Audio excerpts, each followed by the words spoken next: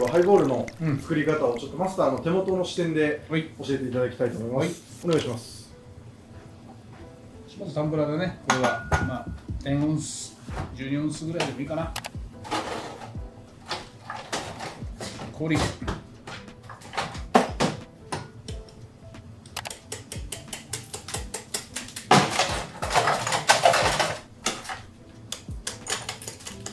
れは自宅で作る場合は、市販のロックアイスとかで代用してもいいですか？大丈夫だね。まあそれをちょっと大きめなの作ろうって2個ぐらい、もしくは3個ぐらい入れてあげて。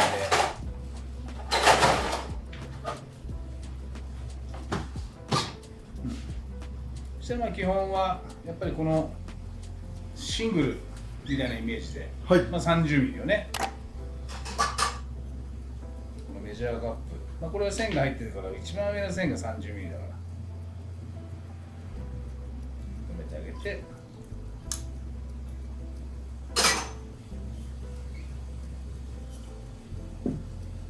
でこの時点で一回氷とウイスキーをなじませて、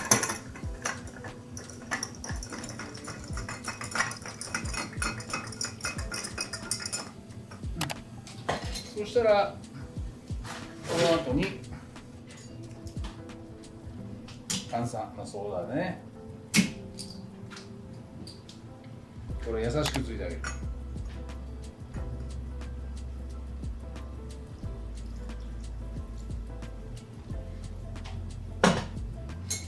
でバースプーンで混ぜるんだけど、あんまり混ぜすぎダメだとか言うけど、よく混ぜてあげてもいいし、でとにかくこう一体感を出してあげるっていうかね。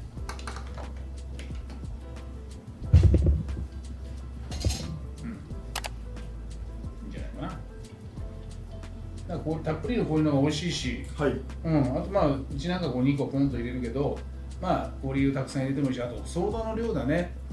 ソーダの量はもうあんまり濃すぎてもハイボールって言ってもしっかりしたハイボールになって、ウイスキーストレートで飲んだりするのが大丈夫な人は美味しいっていうかもしれないけど、ハイボールっていうイメージで入ったらやっぱり割とカラーンと飲めるような感じだから、気持ちソーダ多めぐらい。ステイバーチャンネル。いいじゃない色。これグレンドルナック、シェリーダルの代表格みたいなシドス。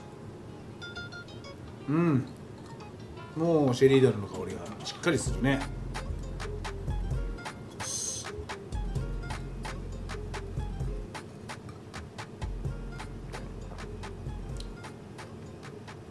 美味しいね。そうだね、夏場暑い時に1杯目じゃないね。3杯目ぐらいにちょっと濃いめのハイボール、アルコールになって味がしっかりしてる風に伝わる感じのハイボールだね。これは氷にウイスキー入れたところでステアするっていうのがマスターポイントなんですか？ポイントだね。やっぱりそこでしっかり混ぜて冷やしてやると、一気にこうなんていうんだろうな、ソーダ入れた時、炭酸入れた時にこうわーっと味の変化がしづらくなるっていう、やっぱ馴染みやすくなるっていうかね、一体感を生むんだったらやっぱ氷入れてウイスキー入れて、その時点でよく混ぜてあげるっていうかね。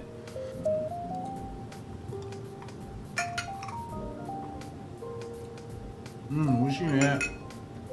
ちゃんとウイスキーを感じるよ。じゃあ自宅で、家でそうだね。なんか簡単にこうやって、とにかく氷とウイスキーをなじませてやるっていうのがポイントになるかもしれないね。わかりました。今日はありがとうございました。はい、どうも。はい。ありがとうございます。薄めに作りすぎないってことだね。